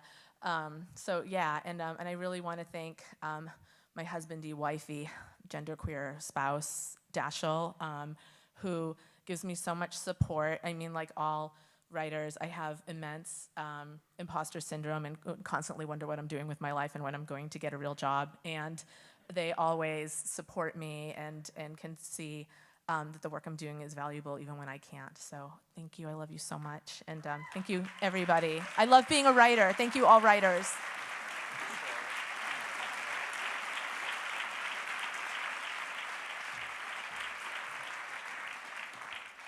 That's like exactly what I felt when I first got up on the stage. I was like, I can't believe I'm here with all of y'all. The Penn E.O. Wilson Literary Science Writing Award exemplifies literary excellence on the subject of the physical or biological sciences. I would like to thank the judges who took their job very seriously and debated long into the night. They wrote that. They wanted you to know. We also debated for a while. Ariane Shavasi, Jeff Vandermeer, and Christy Wilcox. At a time when truth and science are under assault, the Penn E.O. Wilson Literary Science Writing Award is more important than ever. And the finalists are Vince Beiser, Andrea Buchanan, Ben Goldfarb, Lauren Slater, and Carl Zimmer. And it goes to Ben Goldfarb, I can't give you anything but love, baby. That's the only thing I've plenty of, baby. Dream a while, scheme a while, you're sure to find. Oh, heaven is in that kiss, all those things you've always pined for. Gee, I'd like to see you looking so swell. Wow, I'm not a sailor, so I did bring notes. This is really surreal. Thank you so much to Penn and the judges for debating long into the night, for this incredible honor named after one of my true literary and environmental heroes. Thanks to my wife, Elise, for accompanying me to countless beaver ponds on 2 continents. Thanks to Michael Mativier, my editor at Chelsea Green Publishing, and the entire Chelsea Green staff. They're amazing. And most of all to my parents, Lisa and David, for their love and encouragement. This book is dedicated to them, and they're here tonight. They're my dates. My wife's out of town. If you follow environmental news, you know that our planet's situation is dire. The climate's warming, the polluters are in power, and 3 species have gone extinct since this party began. And yet, this book begins with 400 million beavers being wiped out for their pelts. It ends with Jose the beaver returning triumphantly to the Bronx River in 2007. A century ago, you could have roamed the state of New York without seeing a bear, a turkey, or even a deer. Now we've got coyotes in Yonkers. Don't feed them, please. Our rivers don't spontaneously catch on fire. We can, for the most part, breathe the air. The falcons in Central Park can sit on their eggs without cracking shells thinned by pesticides. Shout out Rachel Carson. I note this not to play Pollyanna, but because we have to remember that progress is possible. There are congressmen who think we should discard the Endangered Species Act altogether because they claim, falsely, that nothing ever recovers. The default position of climate deniers is shifting from it's not happening to it's happening, but fixing it is too hard, so why bother? When we point out that conservation works, we declare that attempting to save our planet is worthwhile.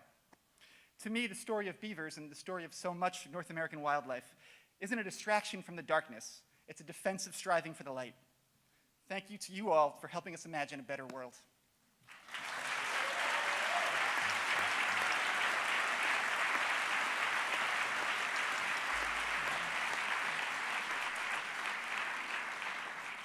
Okay. The Ben Jacqueline Bograd Weld Award for Biography recognizes the excellence in the art of biography.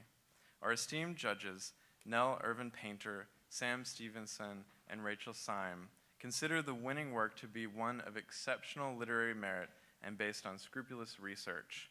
A category long dominated by men, 3 of this year's finalists are women, and 2 of the shortlisted titles are about women, which is good. If you're not a woman, then write about them. It's important. It's true. These are the finalists: Andrea Barnett, Mark Eisner, Lauren Hilgers, Imani Perry, and Joshua Rifkin. And it goes to Imani Perry. I can't give you anything but love, baby. That's the only thing I've plenty of, baby.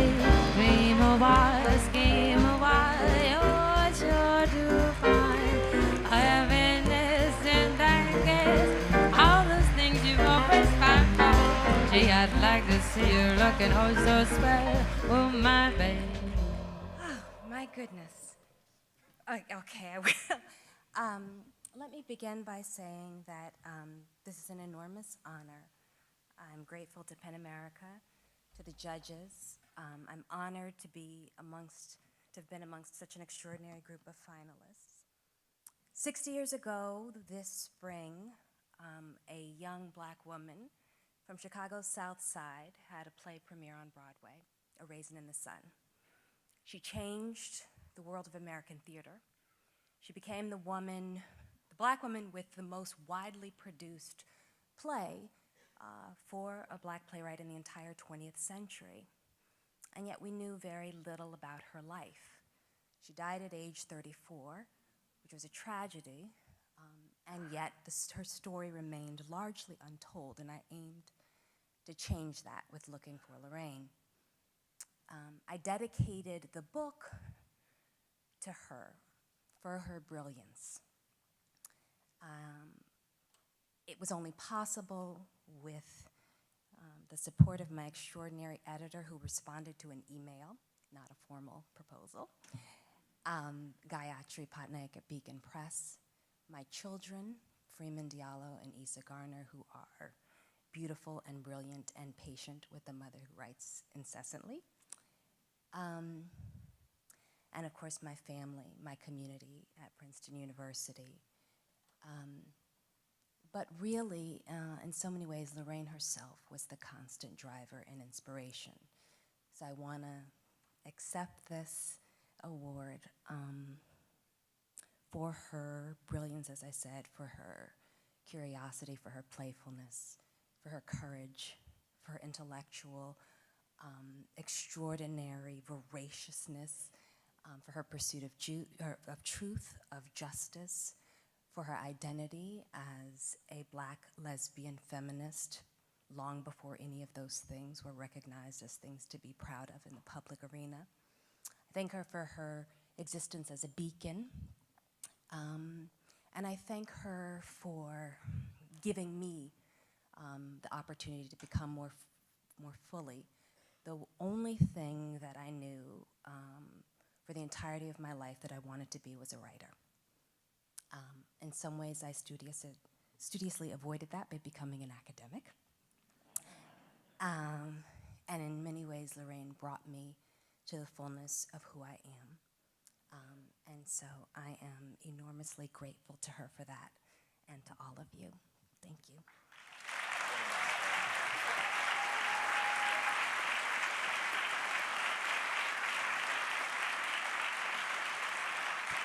And now, please welcome Executive Director of PEN America, Penn Nozzle.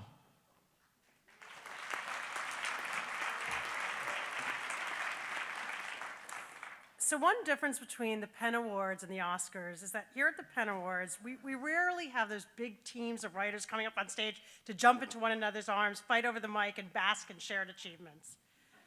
Let's face it, writing can be a lonely act.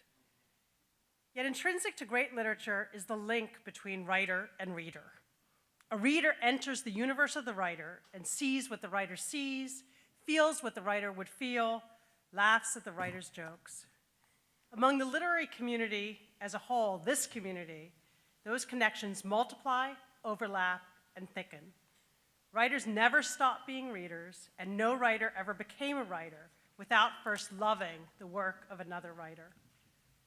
That dense web of relationships undergirds the literary community. It envelops those within with the sense that as solitary as writing can be, they're never truly alone. So as we come together to celebrate the blossoming of lifetime achievement and the green shoots of electrifying new talent, we pause for a moment to remember those whose wit and wisdom fueled our own. Since the last literary awards, we have lost some greats. They're like old friends whom we feel we know because we remember so vividly the scenes, characters, and moments from the time we spent roaming the worlds they created. Let's take a moment to remember together.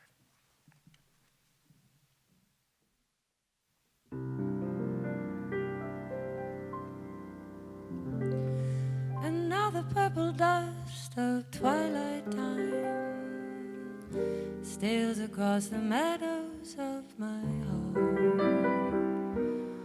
High up in the sky, the little stars climb, always reminding me that we're apart. You wander down the lane and far away, leaving me a song that will not die. Love is now the stardust of yesterday, the memory of the years gone by.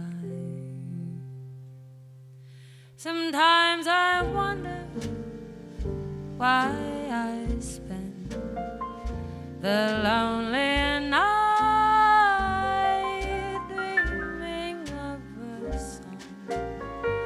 The melody haunts my reverie. I am once again with you. When our love was new, and each kiss an inspiration, but that was long ago. Now my consolation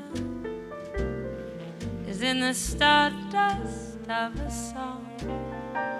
I'll be beside the garden wall when stars appear.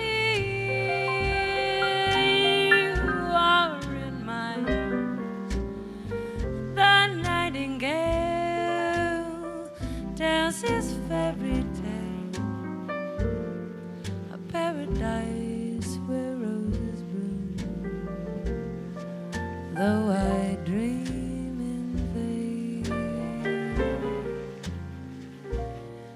in my heart it will remain my stardust melody, the memory of love's refrain.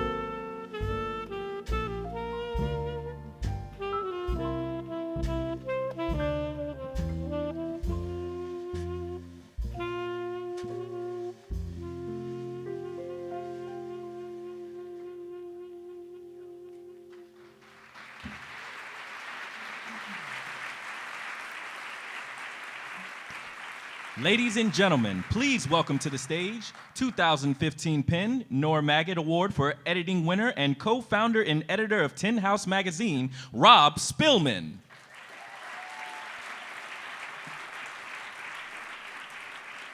Everybody.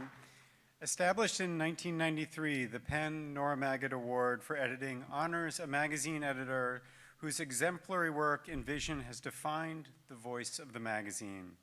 Our excellent panel of judges, Mark Doughton, Kima Jones, and Daniel A. Olivas, are pleased to honor for her high literary stewardship of Apogee, a journal of literature and art, Alexandra Watson. The future. I can't give you anything but love, baby. That's the only thing I've plenty of. Baby, dream about, scheme about, you're sure to find our happiness, and I can't.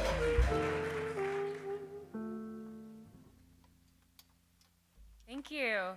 Thank you to Penn and the judges for the Nora Magid Prize, Kima Jones, Daniel Olivas, and Mark Doughton. I admire you all, and your recognition of Apogee is such an honor. Thank you to the current and past Apogee staff who have done everything from organizing benefits to hand-delivering issues to bookstores, all on a volunteer basis. We have created a community dedicated to the common cause of challenging the literary status quo and knocking down barriers to inclusion. Thank you to the contributors, subscribers, and donors, especially the subscribers who made the transition with Apogee to a digital platform after 10 print issues. I want to thank the New York Writers Coalition, an organization that runs free workshops and after-school programs, homeless shelters on Rikers Island, and more. They've partnered with us on our community workshops and helped us understand that when we talk about writers on the margins, we're also talking about people crafting poems from jail cells and working moms who go to the public library in the evenings to write and share their stories.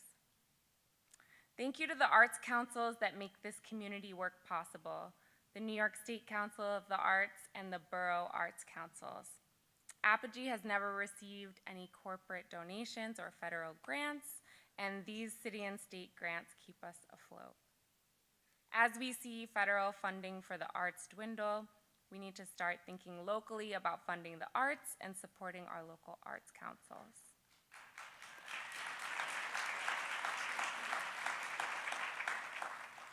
Thank you to my parents who have bought every issue of Apogee and who didn't tell me to quit even the year I worked 9 part-time jobs.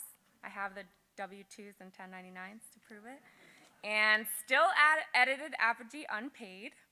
And my husband, Ash, who has helped me with the dreaded numbers-related tasks like negotiating contracts and building budgets. This recognition of Apogee represents what I see as our community's commitment to redefining our roles as editors and publishers, from gatekeeping to gate smashing, moving towards a more expansive idea of literary and artistic excellence. Thank you.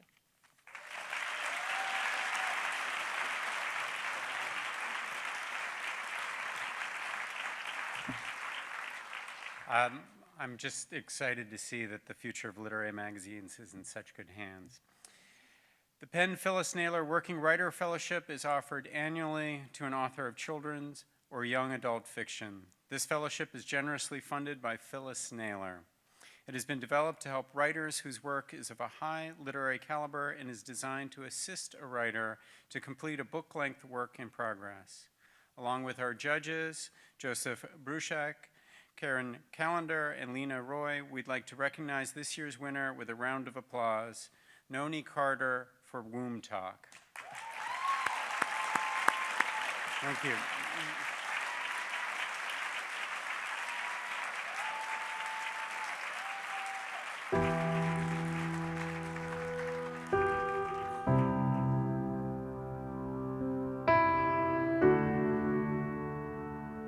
One of the things I really struggled with was just that basic question of how do I believe I'm a good person when I know that my mother doesn't believe I'm a good person. And I think this is something that is so difficult to deal with and is also really hard to find stories. It's hard to find stories about that. It's hard to find people talking about it because it's a really difficult thing to have a public conversation about.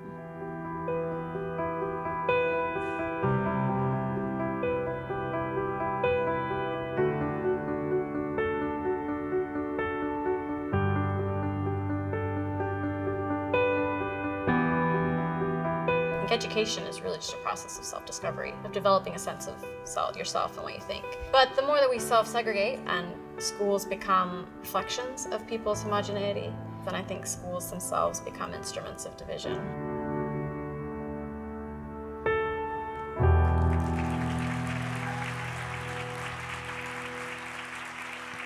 Please welcome PEN America trustee and author of 15 books and nationally known advocate for civil rights, Jennifer Finney Boylan.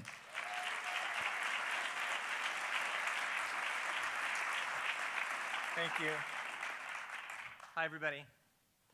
The PEN Open Book Award is given to an exceptional book-length work of any genre by an author of color. Past recipients have included poets, novelists, and nonfiction writers, including Claudia Rankine, Mina Alexander, and Chimamanda Ngozi Adichie. I'd like to recognize this year's judges, Hanif Abdurraqib, Christina Ariola, Richie Navaez, Kevin Nugan, Alyssa Washuta, and Sunil Yapa. The finalists for the PEN Open Book Award are Shauna Barbosa, Tyrese Coleman, Angel Garcia, Nafisa Thompson-Spires, and Jenny Z.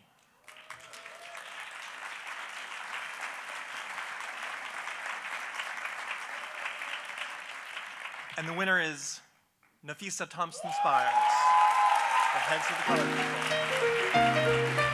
I can't give you anything but love. Baby, that's the only thing I've plenty of.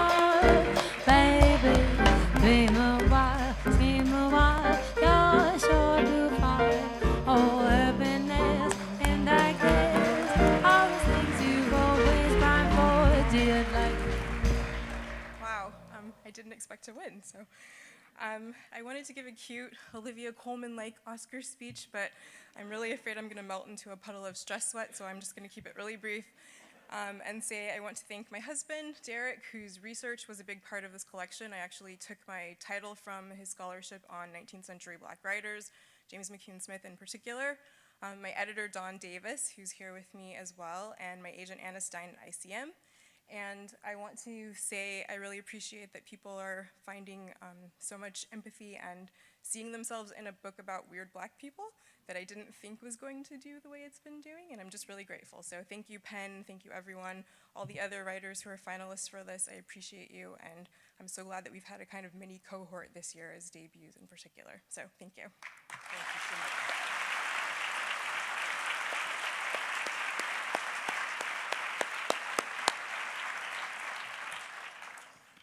Okay, and now we come to our final award of the evening, the Penn Gene Stein Book Award.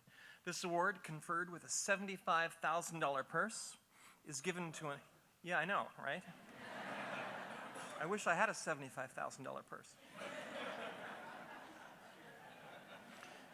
Thank you very much. It's given to an author of a book-length work of any genre that has broken new ground and signals a strong potential for lasting influence. Throughout the evening, we have discovered the deep, artful, and purposeful work of our exceptional 5 finalists. Each one of these books is exemplary and groundbreaking.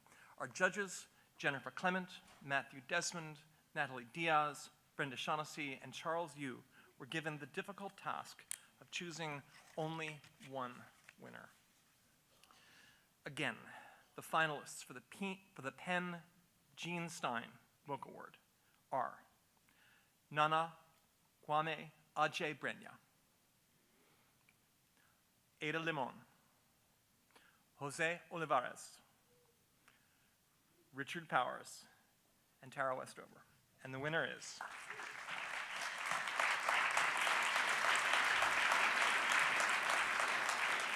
Nana Kwame Adjei-Brenyah.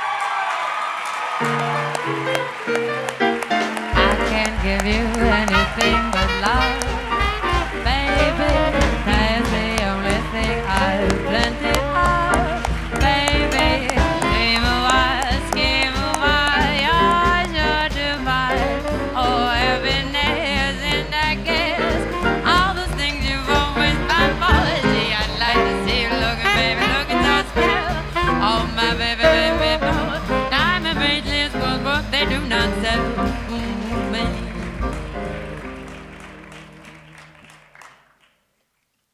Hi guys.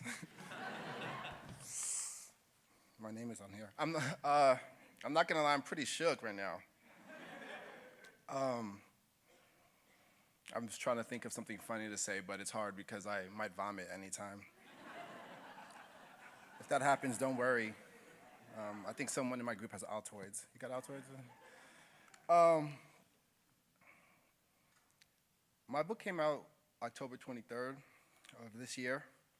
And so much has happened so fast, it's hard for me to really keep track of, you know, the way sort of a dream is manifesting.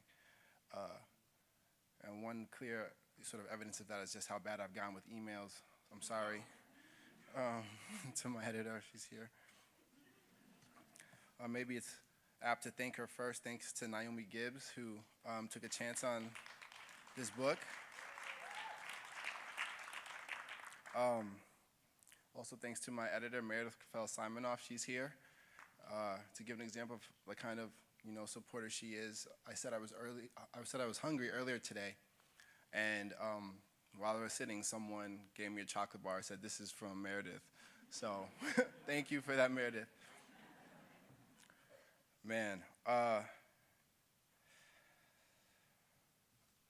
Yes, I'm so happy to, this is just an overwhelming honor for me, and I thought that it'd be important to say, 7 years ago today, Trayvon Martin was murdered. And I was in college at the time. I went to SUNY Albany, and I remember just sort of feeling really helpless, feeling like I couldn't do anything, feeling just a really persistent pain.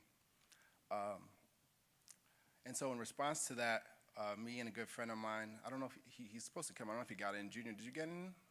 All right, cool.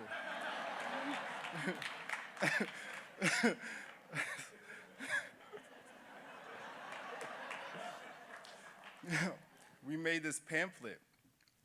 He like took pictures and I like wrote words, sort of trying to express how we felt, maybe galvanize the campus, make something happen.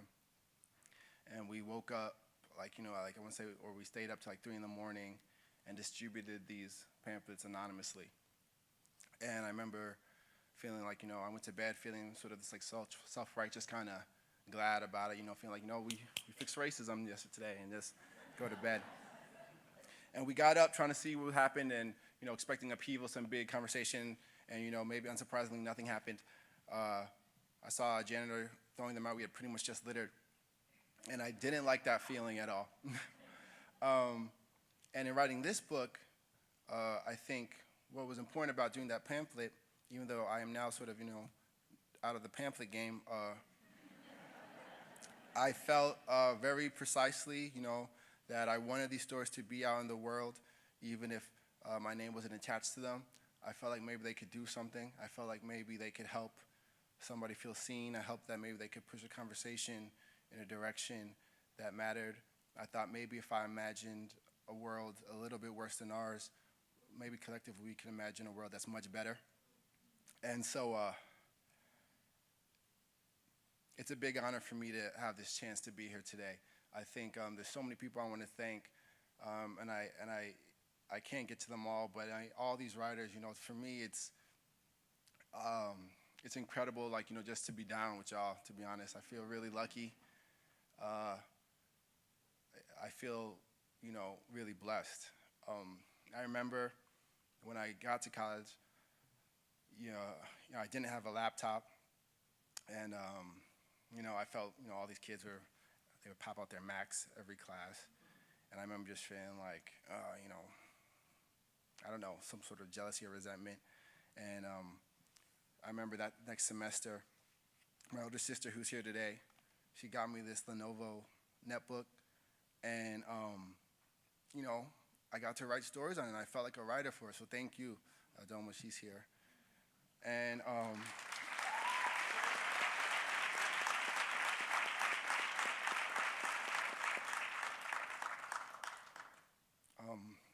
so yeah, that's just one example of the kind of amazing support I've had at all these levels of trying to do this impossible thing.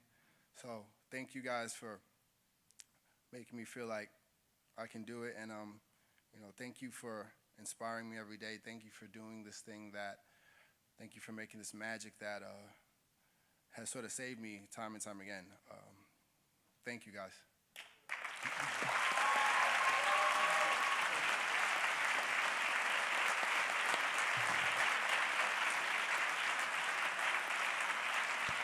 And finally, please welcome President of Penn America, Jennifer Egan.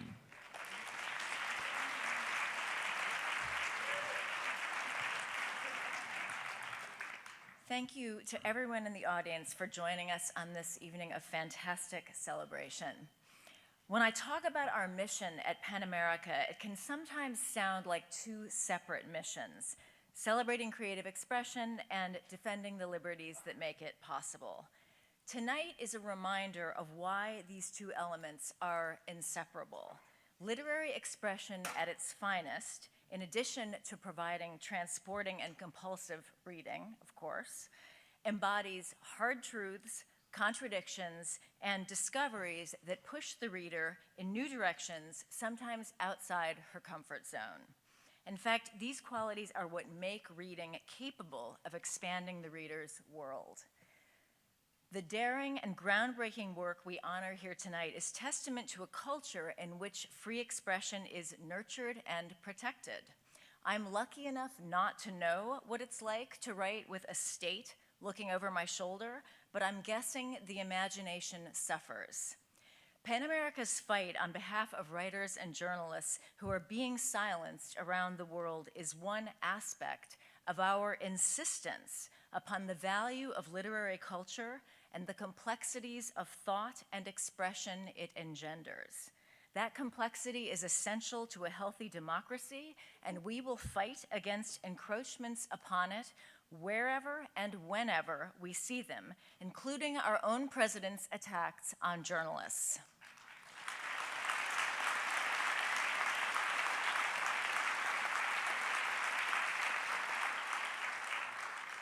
Thank you to our judges and presenters for your time and commitment. Thank you to Hari, the amazing jazz combo and singing, and to the Skirball Center. And thank you, above all, to the writers here tonight, finalists, winners, and the many writer friends in our audience for giving all of us here something to champion and protect and celebrate. Have a great night.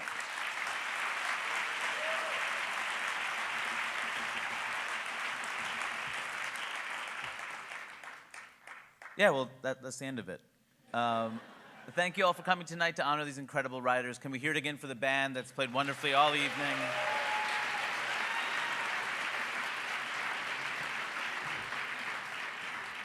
Please get home safe. No reading and driving. See you next year. Good night.